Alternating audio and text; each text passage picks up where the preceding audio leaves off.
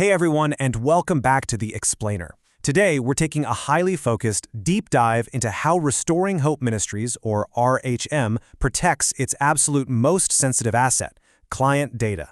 Listen, if you're part of a care team, if you're a biblical counselor, or if you're on the administrative staff, you are handling deeply personal information every single day. So we're going to master RHM's fortress-like system for protecting that data, and we'll specifically be focusing on their exact protocols for client information protection and this really crucial double-lock storage requirement they have. So let's jump right into it. Right out of the gate, the RHM technology rule of life states, client information must be handled with humility, restraint, accuracy, and reverence. I really want to hook you right here with this, because RHM makes it incredibly clear that their strict technical protocols, they aren't just annoying IT red tape. They're actually an ethical, spiritual, and operational mandate. You are dealing with vulnerable people who are seeking biblical and pastoral care, right? Protecting their story is a sacred duty. A temporary convenience with technology can just never ever become an uncontrolled disclosure. Okay, let's dive into this and lay out our mental map for today. 1. The core technology rule.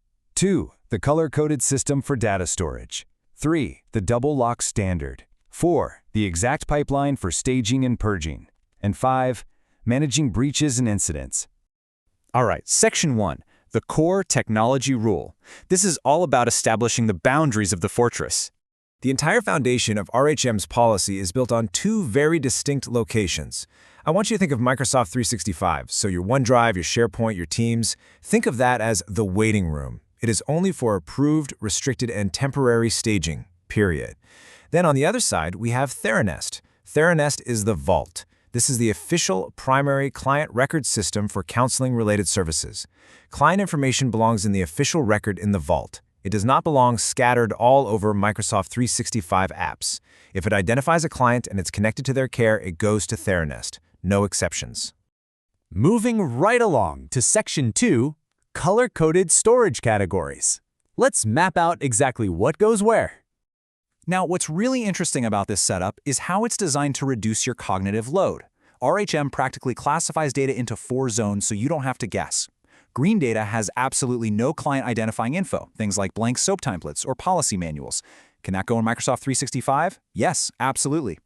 Yellow data is de-identified training material. Think of a case study where names, dates, and those super rare specific details are completely removed. Can it go in 365? Yes, but with review. And it has to be stored in a restricted staff folder.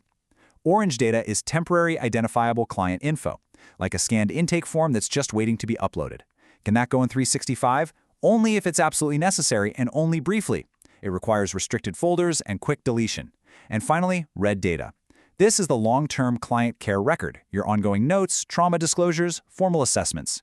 Can this go in Microsoft 365? No, never. It belongs strictly in Theranest. Which brings us to Section 3, the double lock standard.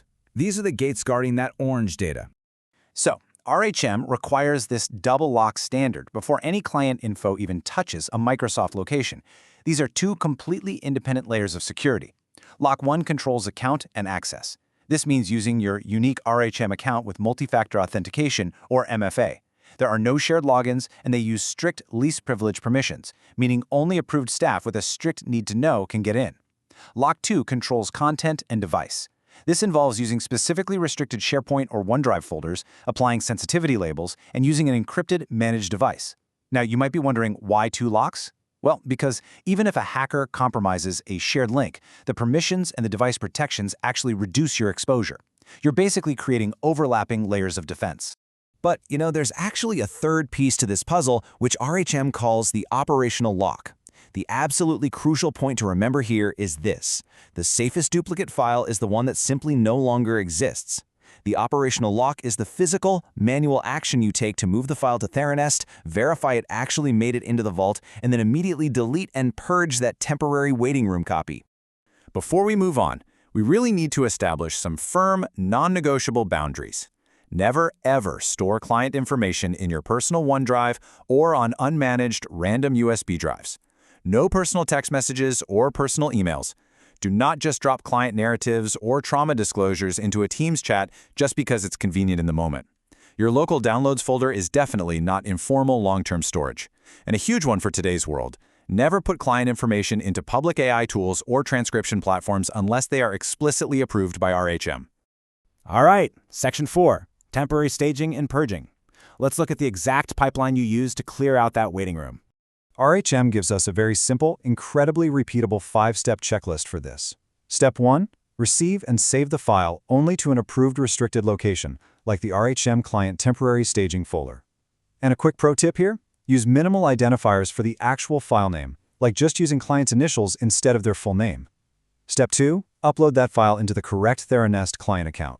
Step 3. Verify. This is huge. Never delete your original until you actually click and open the uploaded file inside Theranest to make absolutely sure it's readable. Step 4. Remove it. Go back and delete the copy from your downloads, your desktop, or that temporary staging folder. And Step 5. Purge. Actually empty your local recycle bin or trash so the file is completely entirely gone from your device. Seriously, if you take nothing else away from this workflow today, I want you to memorize this rhythm. Upload, verify, delete, purge. Just say it with me in your head. Upload, verify, delete, purge. This has to become your operational mantra to make absolutely sure no duplicate files are ever left behind to become a security risk. And finally, Section 5, managing breaches and incidents.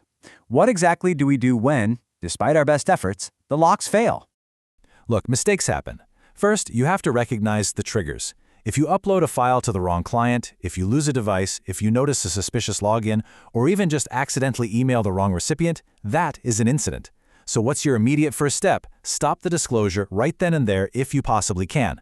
Step 2. Notify the RHM Privacy and Security Lead or the Executive Director immediately. Concealment is strictly prohibited. Do not try to hide the error, just own it so it can be contained. Step 3. Preserve the facts. Who was involved, what exactly was sent, and when did it happen? And Step 4, and this is absolutely critical, do not delete evidence without instruction. You might naturally think that deleting an accidental email fixes the problem, but deletion actually has to be coordinated with leadership to ensure proper containment and legal compliance. Which brings us to the end of our explainer today. But I want to leave you with a really direct question based on everything we just covered about the waiting room and the vault. Literally, look at your computer screen right after this ends. Is there any temporary client data sitting on your desktop, chilling in your downloads folder, or maybe sitting in an unprotected text thread right now? If there is, you know what to do. It's time to upload, verify, delete, and purge. Thanks so much for joining me on The Explainer today, and keep that vault protected.